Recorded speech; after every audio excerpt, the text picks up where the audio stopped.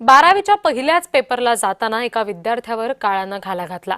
डोंबिवलीमधल्या सोहम कटरे याचा लोकलमधून पडून मृत्यू झाला।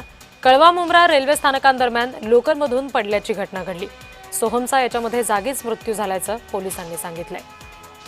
डोंबिवली इथला रहिवासी असलेला सोहम कटरे कळव्यातील मनीषा विद्यालयामध्ये परीक्षा केंद्रावर जात होता।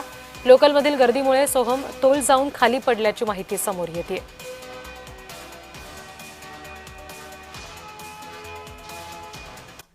आम्ही वारंवार सांगत आलो आहोत की कळवा आणि मुंब्रा याच्यामध्ये अति भयानक गर्दी होते।